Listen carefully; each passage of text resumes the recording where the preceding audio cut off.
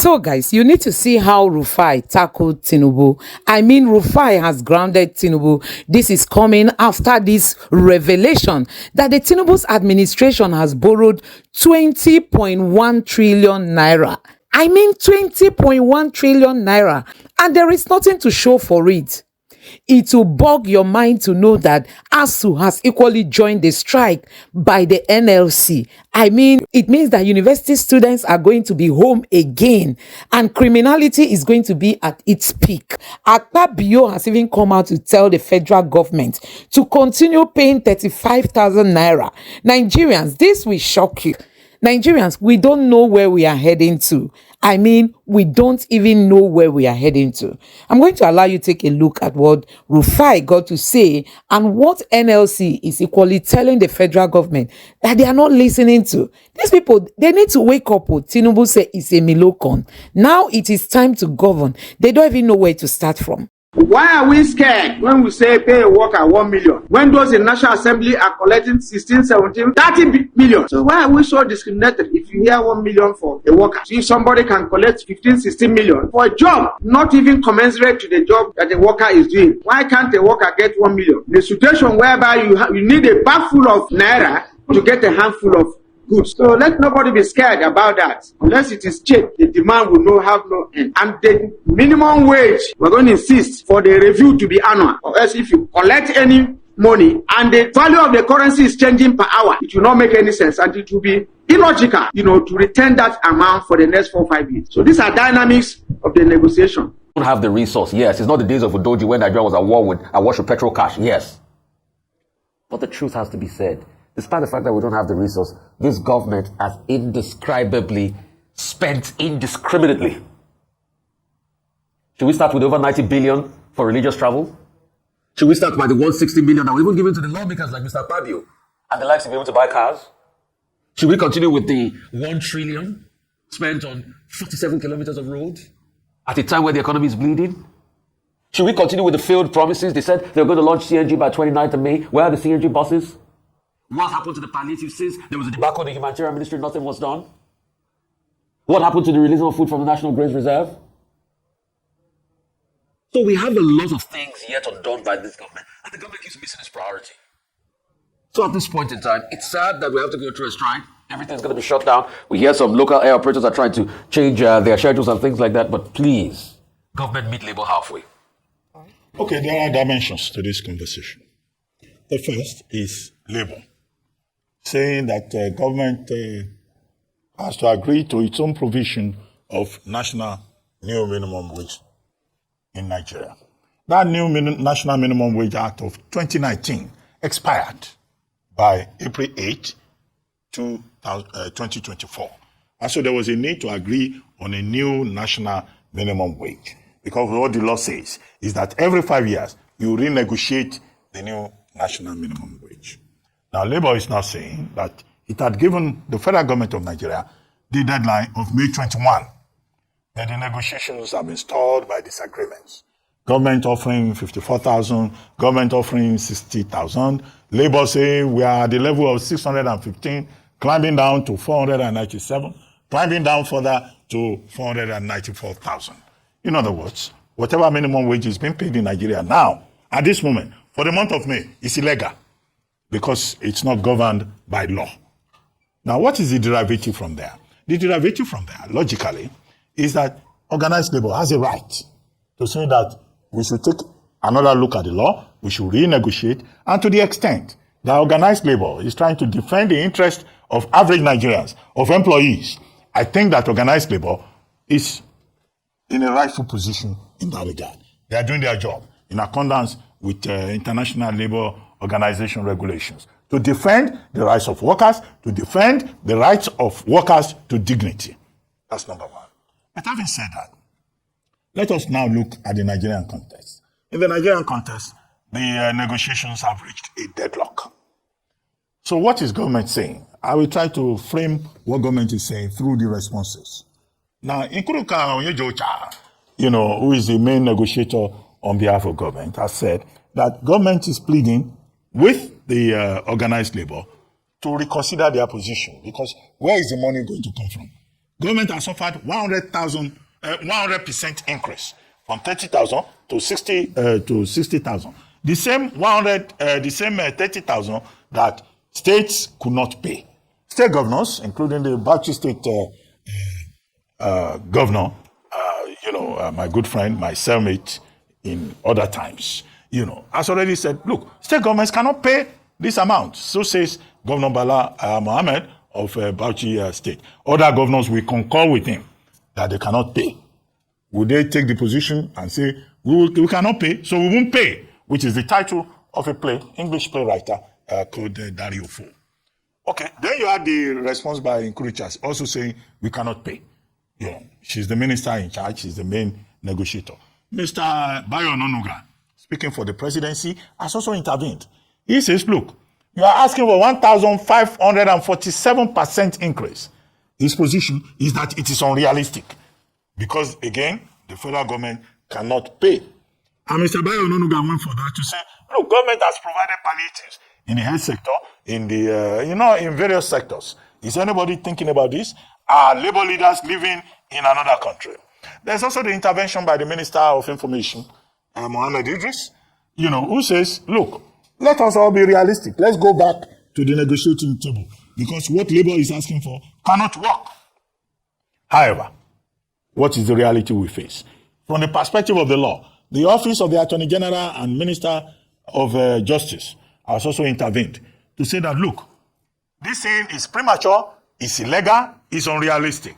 And his office has been quoting the Labor Disputes Act of 2004, sections 41 sub 1, section 42 sub 1, and section 36 sub 1. The big issue raised by the Office of the Attorney General is that you have to give notice of 15 days. And the Attorney General's office is saying that 15 days notice has not been given. Therefore, it is unconstitutional. There are other groups, legal drafting groups of lawyers, legal practitioners, also saying that proposition by the Labour Congress is unconstitutional in view of Section 60. That's the specific section, which says there must be public hearing, and that no public hearing has been held. So there is, both from the Office of the Attorney General and from outside, arguments about the law. However, what is the reality? This morning, we have seen a reduced movement on the streets of Lagos. NLCTUC are saying they are going to send out their, troops, task force, they call it, to enforce the strike. But I think the residual point is about the organized private sector and the points made by Senator Godswill Akpabio of the National Assembly when the National Assembly met with the labor leaders yesterday. To wit, that there will be collateral damage. People will lose their jobs if organized labor is insistent. The organized private sector, people are saying the productive sector, the manufacturing sector of Nigeria will be sabotaged because people will not be able to produce. Where, again, as Ononuga and Nkiru Onyejocha asked, where will the money come from? Ononuga did a small calculation. He said, if you had an electricity tariff of 3 trillion, which labor is also asking for, to 9 trillion, but what labor is asking for, that would be about 12 trillion. Where will the money come from? So these are some of the issues on the table. But what do we think? Labor defending the rights, law being followed, sentiments are also expressed by many Nigerians. I'm glad that a number of sentiments have been expressed by a number of key stakeholders, including government functionaries and some well-meaning Nigerians, advocating for a halt of the strike action, citing the damage it would do, further damage, I would say, it would do to the economy and how the people suffer when this happens. However, I think this conversation, or perhaps these opinions and thoughts, should have been put forward not now, but several weeks before. In all honesty, the statements that are being made about the effects of strike actions on the people is legitimate. There are causes for concern, and that is why oftentimes they'd rather not go down the line of a strike action. But in the same vein, the federal government hasn't shown good faith, unfortunately. I mean, right from the time when there had been several, strike actions being threatened by labor, and they would have conversations, they'll go to the negotiation table, they'll reach 7-point agenda, 17-point agenda. Unfortunately, when we look back at the resolutions from those mediations, many of those promises made by the federal government haven't been fulfilled. So this is not an overnight decision taken by organized labor. In fairness to them, some Nigerians have opined that this is a long time coming. This ought to have been done since, because they have continuously gone to the negotiation table with the federal government without a lot being done in terms of action. Rufai already cited, where are the CNG buses? We asked this question. Why must it take a strike action, a shutting down of the economy, a downing of tools for the federal government to begin to run here and there to find solutions to what is a glaring problem of the Nigerian people? I think it is unfair to then begin to point fingers at labor and organize them and say, oh, you're putting the people in further poverty and this is illegal, when the federal government itself hasn't done what it ought to do in terms of keeping to its own